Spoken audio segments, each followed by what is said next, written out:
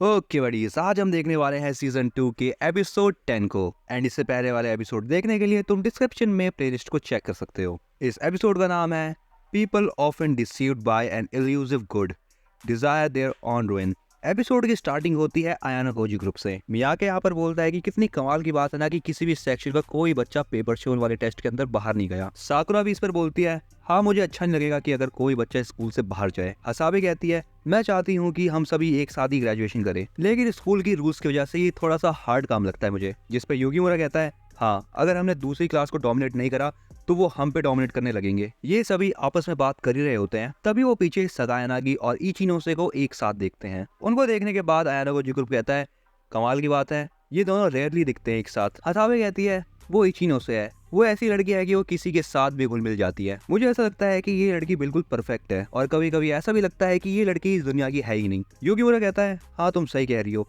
अगर हम class C की पोजीशन ले लेते हैं तो अगला टारगेट हमारी इचिनोसे ही है। हसाबे कहती है, अरे इनकी बात छोड़ो यार, क्रिसमस आ रहा है और वैसे तुम सब क्या कर रहे हो इस क्रिसमस पर। साकुरा बोलती है, क्योटागा क्या तुम्हारी कोई प्लान है क्रिसमस पर। यहाँ पर हसाबे साकुरा के मजे लेते हुए बोलती है, क्यों क्या हो गया, तुम्हें कुछ करना है क्या इसके साथ। साकुरा कहती है, नहीं ऐसी कोई बात नहीं है। ये सभी आपस में बात कर ही रहे होते हैं कि तभी यहाँ पर आयाना कोजी ये चीज नोटिस करता है कि उनके ऊपर कोई नजर रख रहा है। एंड अगले सीन में हमें दिखता है कि कारुइजावा को आयाना कोजी ने एक ईमेल करा है। उसके बाद साटो और कारुइजावा अपने अपने कमरे में जाते हुए दिखाई देते हैं। बट तभी यहाँ पर कारुइजावा एक बात नोटिस करती है कि क्लास सी का इशिज़ाकी उसका पीछा कर रहा है। इसके बाद अब रात का सीन दिखाया जाता है, जहाँ पर कारुइजावा आयाना कोजी को कॉल करके ये बात कहती है कि उसका पीछा सेक्शन सी का एक लड़का कर रहा था। आयाना कोजी इस पे कहता है, तुम उन्हें इग्नोर करो, वो बस पीछा करेंगे, उसके अलावा कुछ नहीं कर सकते। इसके बाद कारुइजावा अपने रूम में चली जाती है। आयाना कोजी उससे पूछता है, जो मैंने तुम्हें कहा था तुमने उसको पता लगा लिया। कारुइजावा कहती है, हाँ मैंने तुम्हारा ईमेल देखा था और मैंने उसका पता भी लगाया। जहाँ तक मुझे पता है वो लड़की क्लास सी की नहीं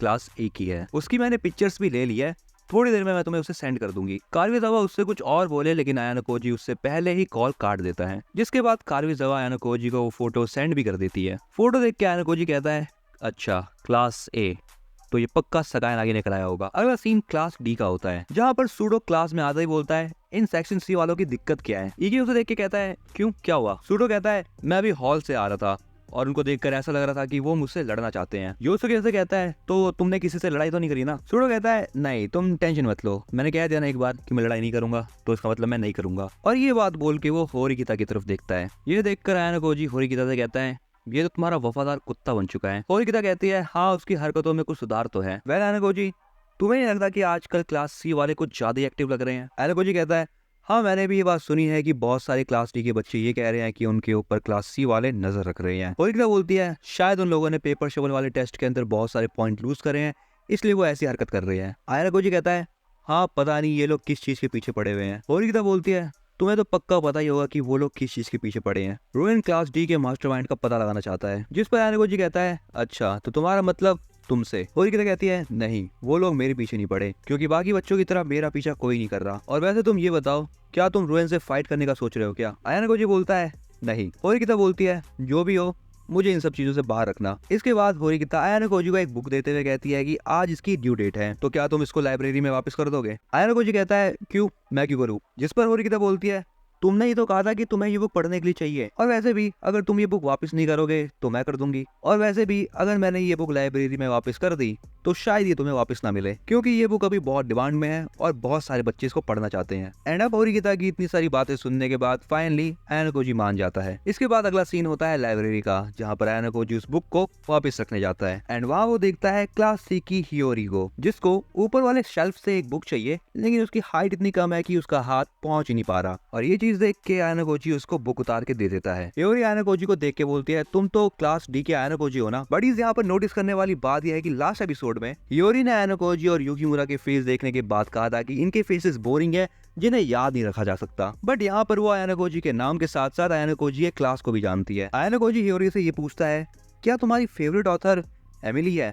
हियोरी कहती है, नहीं ये बुक गलत सेक्शन में लगी हुई थी, तो मैंने सोचा कि मैं इसको सही जगह डाल दूं। इसके बाद हियोरी आयाना कोजी के हाथ में बुक देख लेती है। हियोरी उस बुक को देखने के बाद आयाना कोजी को कहती है, ये तो रेवन चैडलर की फेयरवेल माय लवली है ना। आयाना कोजी बोलता है, हाँ ये वही है। इसके बाद हियोरी बोलती है, ये तो एक मास्टरपीस नोवेल है। वैसे आयाना कोजी, क्या तुमने राइटर डोरोथी सेयर्स की किताब पढ़ी है। आयाना कोजी बोलता है, नहीं मैंने नहीं पढ़ा। इसके बाद हियोरी आयाना कोजी को शेल्फ में से एक बुक निकाल के देती है और बोलती है, ये लो तुम ये किताब पढ़ो। मुझे लगा कि तुम यहाँ पर बुक लेने आए हो तो सोचा कि ये रिकमेंड कर दूं। वैसे भी क्लास सी में कोई ऐसा बच्चा नहीं है जिससे मैं बुक्स की बात कर सकूं। आयनको जी कहता है क्या तुम श्योर हो? तुम्हारी क्लास तो क्लास डी वालों के साथ लड़ती रहे ना। जिस पर ह्योरी बोलती है मुझे उन सबसे कोई लेना देना नहीं है, अच्छा होगा कि हम सब एक साथ रहे। और ये कहने के बाद वो वहाँ से चली जाती है। ह्योरी के जाने के बाद हमें दिखता है कि मिस साय आयनको जी के पीछे खड़ी है। आयनको जी मिस साय से कहता है क्या मैं आपकी कोई मदद कर सकता हूँ? मिस साय उसे बोलती है मुझे तुमसे कुछ बात करनी है। ये कहकर मिस साय उसे एक रूम में ले जाती है, जिस पर आयनको जी कहता है अभी मुझे मेरे दोस्तों के साथ रहना चाहिए था,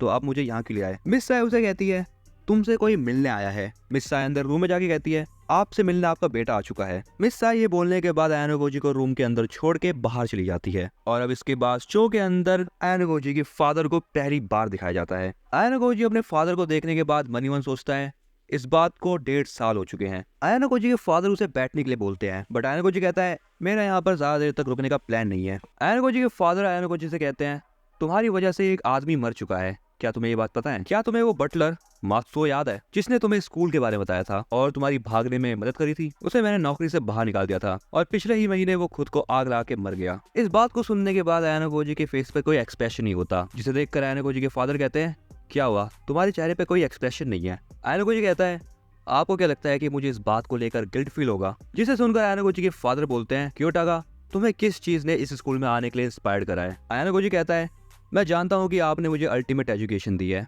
लेकिन मैं इस दुनिया के बारे में भी बहुत कुछ जानना चाहता हूँ। हाँ, उसी दुनिया को जिसको आप पॉइंटलेस कहते हो। इसे सुनकर आयनको जी के फादर बोलते हैं आयनको जी मैं तुम्हारे लिए जो रास्ता चुना था उससे बेस्ट कुछ नहीं हो सकता। इस पर आयनको जी बोलता है मैं अपना रास्ता खुद चुन सकता हूँ। ये सब बातें सुनने के बाद आयनको जी के फादर बोलते हैं देखो क्योटागा मेरा टाइम वेस्ट मत करो, ये लो पेन और इस कॉन्ट्रैक्ट में साइन करो और इस स्कूल से अपना नाम वापस लो। आयनको जी बोलता है मुझे अभी कुछ ऐसा दिख नहीं रहा जिसकी वजह से मैं स्कूल को छोड़ दूं। ये सुनकर आयनको जी के फादर बोलते हैं ये एक रिक्वेस्ट नहीं ऑर्डर है क्योटागा। आयनको जी इस पे कहता है आपके ऑर्डर बस एक ही जगह पे अप्लाई होते हैं और वो है व्हाइट रूम। आयनको जी के फादर बोलते हैं व्हाइट रूम में अभी भी ऑपरेशन चालू हो चुके हैं। जिस पर आयनको जी कहता है तो आप मुझे बुलाने क्यों आए हैं? तब उसके फादर ये बोलते हैं इसीलिए क्योंकि तुम मेरे व्हाइट रूम के फाइनेस्ट प्रोडक्ट हो। मैं ये बात जानता था कि आप ये नहीं बोलोगे कि तुम मेरे बेटे हो। अब आयनको जी के फादर बोलते हैं देखो ये मेरी फाइनल वार्निंग है, इस पे साइन करो फटाफट से, और वैसे भी तुम अभी मना करने की पोजीशन में नहीं हो। आयनको जी अपने फादर को देख ही रहा होता है कि तभी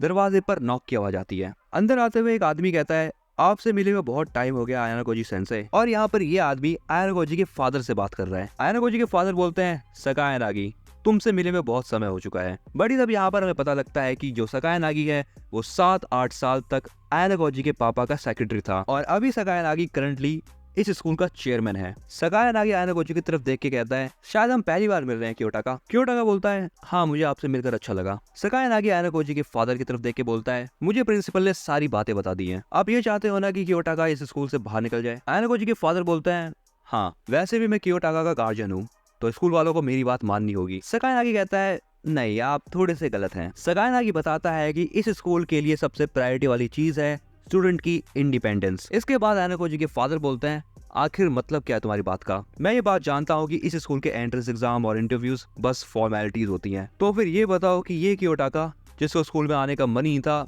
इसको एडमिशन कैसे मिला? मैं ये बात जानता हूँ कि किसी ने रिकमेंडेशन से इसका एडमिशन करवाया है। अब यहाँ पर सकाय नागी बोलता है कि क्योटागा का नाम एक्सेप्टेंस लिस्ट में कभी था ही नहीं, मैंने पर्सनली क्योटागा का एडमिशन अप्रूव करा है, तो अब ये मेरी ड्यूटी है कि मैं इस लड़के को प्रोटेक्ट करूं। और वैसे भी आप क्योटागा को ड्रॉप आउट नहीं करवा सकते जब तक उसकी मर्जी ना हो। ये सारी बातें सुनने के बाद आयनको जी के फादर बोलते हैं अगर ऐसी बात है तो मैं इसको लेने वापस आऊंगा। आयनको जी के फादर के जाने के बाद आयनको जी यहाँ पर सकाय नागी से पूछता है मिस्टर चेयरमैन क्या मैं आपसे एक क्वेश्चन पूछ सकता हूँ? क्लास ए में एक लड़की ने एनरोल करा है। इतना सुनने के बाद सकाय नागी बोलता है क्या तुम आरिसु की बात कर रहे हो? हाँ वो मेरी बेटी है, बट चिंता मत करो मैं उसको कुछ स्पेशल ट्रीटमेंट नहीं दूंगा, ये स्कूल रूल्स की वजह से चलता है तो उसको भी रूल्स को फॉलो करना होगा। यहाँ पर आयनको जी ये बात समझ जाता है कि सकाय नागी के फादर तब तक ही उसकी मदद कर सकते हैं जब तक वो रूल्स के अंदर हो। इसके बाद वो चेयरमैन से कहता है तो आपको व्हाइट रूम के बारे में सब कुछ पता है? चेयरमैन ये सुनने के बाद कहता है तुम अपनी पढ़ाई पे ध्यान दो और इन सब की चिंता मत करो। जैसे आयनको जी रूम के बाहर निकलता है मिस साय उसे मिल जाती है। मिस साय आयनको जी से कहती है तो तुम्हारी मीटिंग कैसे रही अपने फादर के साथ? ये सुनकर आयनको जी कहता है मैम आप ज्यादा घुमा फिरा के बातें मत किया करो मुझसे, मुझे पता चल गया कि आपने मुझसे उस टाइम झूठ कहा था, आपका मेरे फादर के साथ कोई भी कनेक्शन नहीं है। मिस साय बोलती है तुम्हें ऐसा क्यों लगता है? आयनको जी कहता है कि मिस्टर चेयरमैन से बात करने के बाद उसे सब कुछ पता चल चुका है। एंड बडीज हमें यहाँ पे पता चलता है कि मिस साय क्लास ए के साथ बहुत ज्यादा ऑब्सेस्ड है। क्योंकि देखो ऑब्वियस सी बात है, उन्हें अच्छे बच्चों को पढ़ाना है, क्योंकि पिछले साल उन्हें एक अच्छी क्लास नहीं मिली थी, लेकिन इस बार उनके पास मौका है इस क्लास को ऊपर ले जाने का, और ये काम बस आयानोकोजी ही करवा सकता है। और यहाँ पर मिस साय को आयानोकोजी के बारे में चेयरमैन से ही पता चला था, और अब यहाँ पर आयानोकोजी को ये बात पता चल चुकी है कि मिस साय बस उसका यूज करना चाह रही है। मिस साय अब यहाँ पर आयानोकोजी को कहती है, इसका मतलब ये हुआ कि अब तुम क्लास ए में जाने का ट्राई नहीं करोगे, तुम खुद ही देख लो क्लास डी अब एक साथ काम कर रही है, क्या तुम अब भी ऐसा नहीं चाहते? इस पर आयानोकोजी कहता है, मिस साय आप मुझे पर्सनल चीजों के लिए कांटेक्ट मत करना। ये बोलकर आयानोकोजी वहां से जाने लगता है, लेकिन तभी मिस साय पूछती है, अब तुम क्या करने का सोच रहे हो? जिस पर आयानोकोजी कोई भी रिप्लाई नहीं देता। इसके बाद रात का सीन दिखाया जाता है। यहाँ आयानोकोजी कारुइजावा से बात कर रहा होता है। आयानोकोजी कारुइजावा से कहता है, मैं तुम्हें याद कर रहा था इसलिए मैंने तुम्हें कॉल लगाया है। कारुइजावा कहती है, अच्छा ऐसी बात है, क्योंकि तुम तो बस मुझे अपने मतलब के लिए कॉल करते हो। आयानोकोजी उससे कहता है, मानव और बाकी क्लास सी की लड़कियों ने तुम्हें परेशान तो नहीं किया उस दिन से? कारुइजावा बोलती है, उस दिन से उन लड़कियों ने उसे परेशान नहीं करा है। कारुइजावा उससे कहती है, अगर तुम इतने स्मार्ट हो तो तुम सबको बता क्यों नहीं देते? तुम तो पॉपुलर हो जाओगे रातों रात। आयानोकोजी कहता है, मुझे बैकग्राउंड में रहना ज्यादा पसंद है। अब यहाँ पर आयानोकोजी थोड़ा सीरियस हो जाता है, और अब वो कारुइजावा को असली रीजन बताता है कॉल करने का। आयानोकोजी सबसे पहले कारुइजावा से माफी मांगता है, क्योंकि आयानोकोजी की वजह से ही उसको इतनी ज्यादा दिक्कतें हुई है। इसी के साथ अब उसको क्लास डी की रैंकिंग बढ़ाने में कोई भी दिलचस्पी नहीं है। वो सारा का सारा काम उसने योसुके और होरिगिता के ऊपर छोड़ दिया है। और बड़ीज मैंने तुम्हें ये बात पहले ही बता दी थी कि आयानोकोजी बस ये सब मिस साय के लिए कर रहा था, एंड अब आयानोकोजी को यहाँ पर कोई भी फायदा नहीं दिख रहा, इसलिए वो कुछ नहीं करेगा। आयानोकोजी कारुइजावा को अपना कॉन्टैक्ट नंबर डिलीट करने के लिए कहता है, मैंने अपने एंड से तुम्हारे कॉन्टैक्ट को रिमूव कर दिया है, सो अब तुम भी कर दो, क्योंकि अब उसे कारुइजावा की कोई भी मदद नहीं चाहिए। बट इसी के साथ साथ आयानोकोजी कारुइजावा को यह एश्योरेंस देता है कि जब भी कारुइजावा के साथ कुछ भी बुरा होगा, आयानोकोजी उसकी मदद करने हमेशा आएगा। आयानोकोजी की ये सारी बात सुनने के बाद कारुइजावा की हालत खराब हो जाती है, क्योंकि आयानोकोजी उसे पसंद था और कारुइजावा ये बात नहीं चाहती कि आयानोकोजी उससे बातें करना बंद कर दे। भले ही आयानोकोजी उससे अपना काम ही क्यों ना निकलवाता हो, लेकिन कारुइजावा को ये सब करने में मजा आने लग गया था। एंड ये सारी बातें करने के बाद आयानोकोजी फोन काट देता है। बट यहाँ पे होता है ये वाला एपिसोड एंड, और अब बचे हैं इस सीजन के 3 कमाल के एपिसोड्स। सो तुम इन्हें देखने के लिए फटाफट से इस चैनल को सब्सक्राइब कर लो, और अगर तुम्हें ये वीडियो पसंद आई है तो इसको लाइक करना बिल्कुल मत भूलना।